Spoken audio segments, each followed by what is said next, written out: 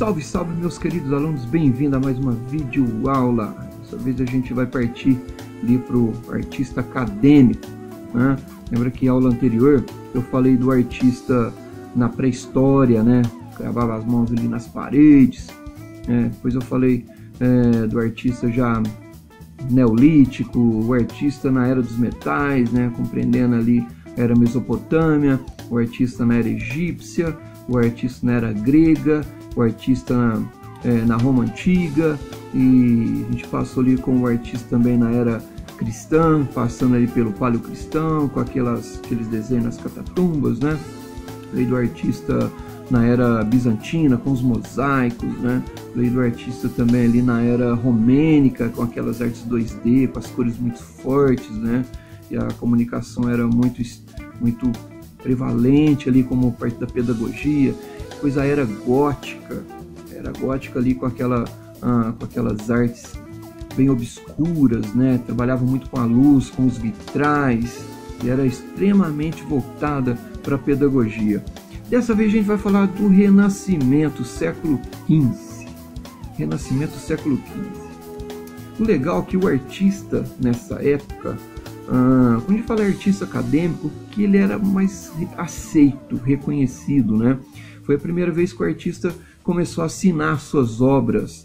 Tudo bem que lá no final da era gótica, né, o Bosch já começou a assinar algumas coisas, mas mesmo assim já estava ali com o pé no Renascimento, né? Até pelo fato da arte ser diferenciada dos outros movimentos anteriores. Ele passava a ser reconhecido, passava a ser valorizado, né? O pessoal já conhecia, por exemplo, Donatello, já sabia, né, das obras dele, já sabia do Rafael Sanzio, já sabia das obras dele, do Michelangelo, já sabia das obras dele, né? A icônica criação de Adão, né, na Capela Sistínica. E falar de Leonardo da Vinci, o grande Leonardo da Vinci, né? A gente tem que não era só cientista, era matemático, era arquiteto, era artista no modo geral, né? Tem aqueles desenhos malucos dele já na época de 100 anos à frente dele. Inclusive, uma das ideias que a gente tem veio do próprio tripé, o pedestal, né? Quando o pessoal começou a colocar aqueles quadros, né, para fora para pintar retrato, autorretrato, paisagem, templos, né? E inclusive veio com o próprio Leonardo da Vinci, com a criação do cavalete, né? E a gente tem ali uma ressalva ali, né, da ideia do artista, que ela surge como uma tendência natural, a ideia da matemática, do tridimensionalismo, aquelas obras tridimensionais, por exemplo, a Santa Ceia, a gente vê os outros planos atrás, né, da própria ilustração, né, do Leonardo da Vinci. E se reparar também, até a própria criação de Adão na Capela Sistínica, a gente vê uma ambientação de sombras diferente da era romênica e da era gótica, né? A gente vê o volume corporal, a ideia de sombras, a expressão, né, dos objetos, dos personagens ali. E foi no Renascimento que nasceu, né, esse conceito, né?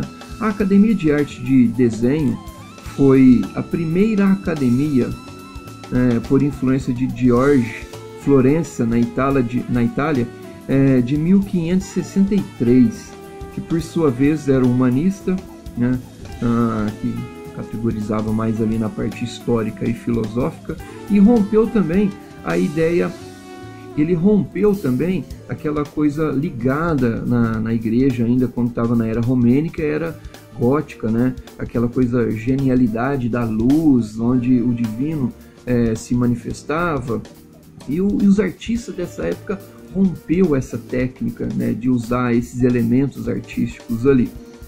Outro detalhe importante ali, que a estética ela foi propagada pela Academia Francesa com o intuito de retomar o classicismo, né, que foi um movimento denominado, depois do Renascimento, né, como neoclassicismo, né?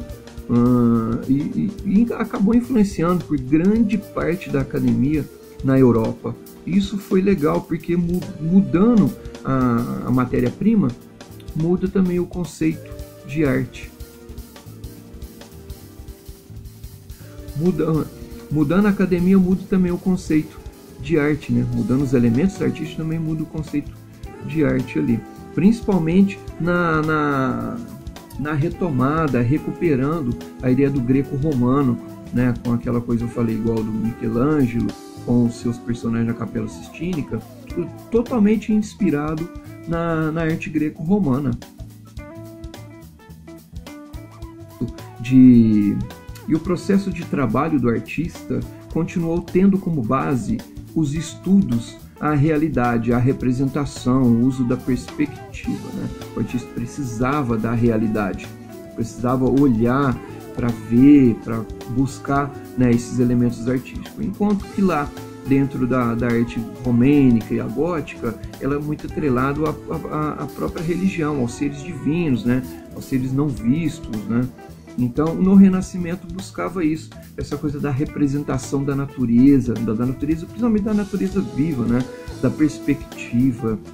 A gente já entra ali no artista moderno, né?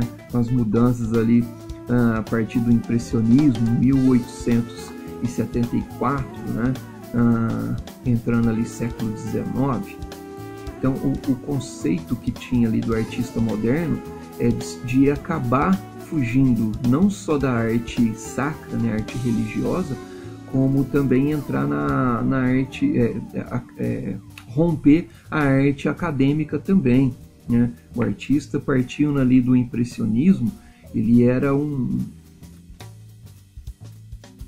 E a gente já entra ali nessa ideia do artista moderno, não só com o impressionismo, né, mas com as outras decorrentes, os outros decorrentes movimentos que foram surgindo ali. Por exemplo, o neo-impressionismo, né, com o pontilhismo, depois veio as vanguardas, né, com o cubismo, o futurismo, o expressionismo, o abstrativismo, né, o dadaísmo.